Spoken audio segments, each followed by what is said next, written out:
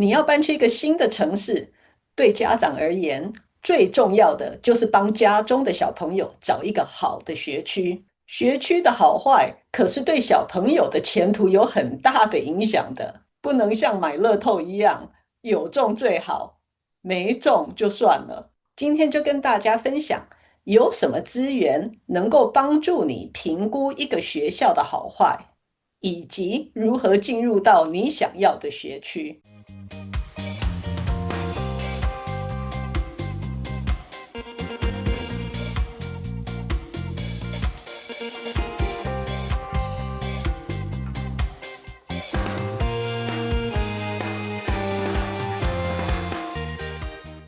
欢迎来到 Embark Channel，我是 Lisa。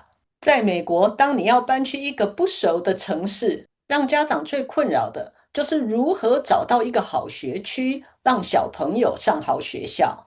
今天要跟大家分享一个免费的网络资源，它收集每一个州的教育部资料，将其整合，然后将每一个学校与整个州的平均值比较，给予每一个学校一个分数。这个网站就是 greatschools.org， 他们的分数都已经被卖房的平台运用，提供给买房子的人作为选房子的参考。所以你也可以用它来快速的了解一个新地方的学区。greatschool.org 的分数 range 为1到10， 7到10代表 above average， 平均以上的水准，5到6是 average， 平均水准，1到4则是 below average， 不到平均的水准。我们今天来了解 Grade School 的分数是怎么来的，代表什么意思？因为这分数代表的并不一定是跟你想象的一样哦。首先，我需要解释一下，美国教育是以州政府在主导与监控，每一个州都可以定自己的标准。美国有50个州，要定一套评分方法可以适用在每一个地方是不可能的。Grade Schools 采取的方式是定一些评量学校好坏的主轴，给予各个主轴 sub-ratings， 然后再将这些 sub-ratings 整合成一个 summary score。你在买房平台上看到的就是这个整合过的分数 summary score。虽然他们有尽量的用数据量化 sub-ratings， 但不是每一项都可以这么做。sub-ratings 有哪些呢？有 student progress， 学生学业进步程度， test score ratings， 测验成绩表现， college readiness， 大学升学率，与 quality， 平等性。我们来看一个例子，从中来了解如何理解这一些分数。这是在 Redfin 平台上看到一间喜欢的房子，平台会用它可以找到的资料显示出这个房子是属于哪一个学区，住这里的学生会被分配到哪一个小学、初中与高中。刚刚有说7到10属于是 above average， 就是高于平均的水准。这个可以看到小学与中学的评价都相当高，连高中也不错。我们来详细了解这个小学好在哪里。这个 summary rating 是来自几个 sub ratings 的。可以看到这个学校的 test score 相当的棒。test score rating 反映学生在标准测验上的表现。很多州都会用标准测验来衡量基本学业的能力。例如，很多西岸的州就用 SBAC 测学生的语言与数学能力。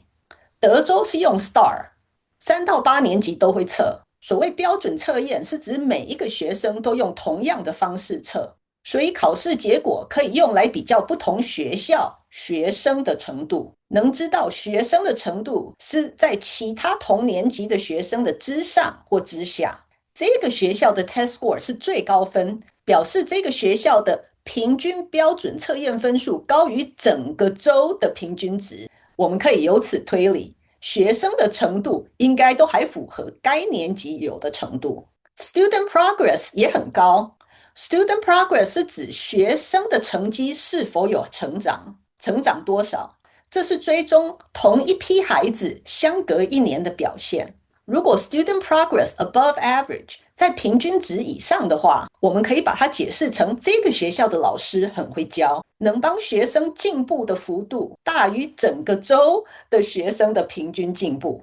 Equity 的评分也很高。Equity 是什么？我们知道社会资源不平均，有些学生的家庭环境会让他们缺乏机会，导致这些学生在起跑点就落后了。他们在学业上要有好的表现比较困难。这些学生有可能来自贫困的家庭或弱势的种族，或有肢体或身心障碍。这个数据是看这些学生的表现与全州学生平均比较如何。这里有解释说，这些学生的表现高于德州内的平均值，也就是说，弱势学生在这个学校表现的也很好。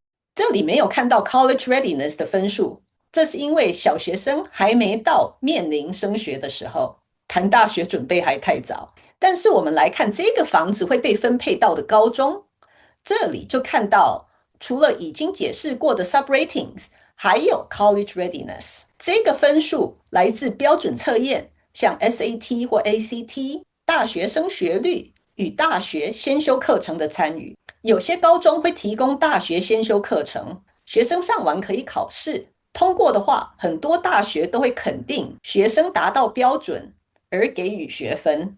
这个学校的评分在中等之上，表示这个学校的氛围是个大家都以升大学为目标的一个环境。一个学校的总分数来自这些 subratings。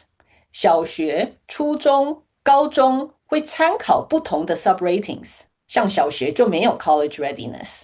你的州的教育局会提供哪一些数据，也会影响有哪些 subratings。看了这些 subratings 之后，你可能会 surprise， 学校的总评分并不只有升学率，还有其他的部分。有些 subratings 像 test score 与 college readiness 比较有华人在意的部分，但连这些也包括学校的氛围，而并非完全是学生的成绩。知道的这些，我做2个总结：一，别过度的依赖学校的总分数，因为它包括很多成分，你要进一步的去看 subratings， 去看你最在意的部分。学校的总分数适合做筛选学区的一个开始点。2，从学校的总分数，你并不能够知道学校是否适合你家小朋友的学习需求。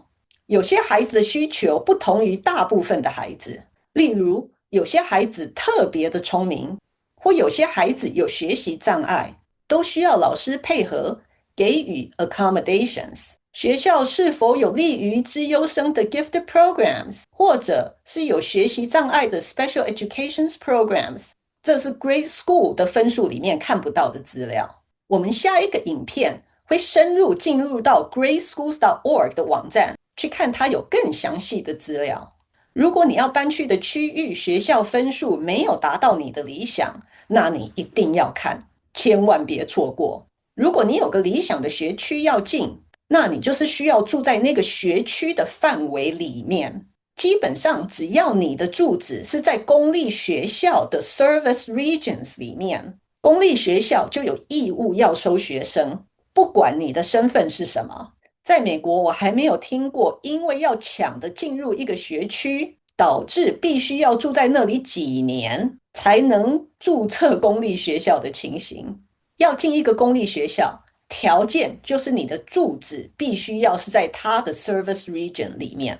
这是为什么卖房平台可以提供学校的资料，有了住址就可以找到这个住址被分配到哪一个学校。你要有心理准备哦，好学区的房子都比较贵，除了房价，你也要有预算，每年要付房屋税。美国的房屋税可不是个小数字，它是个可观的养房成本。请看这个影片，了解在美国的房屋拥有成本。房屋税有很大的部分是拨给该地区的学校，也就是说，房价与学区的好坏是个循环。高房价的地方可以课到比较多的房屋税，该地区的学校就拿得到比较多钱，可以投资在孩子的身上，提升学校分数。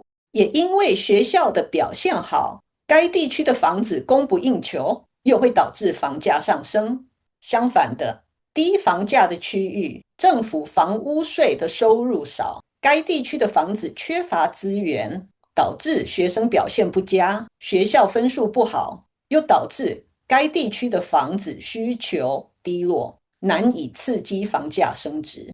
这循环现实的反映在房价上。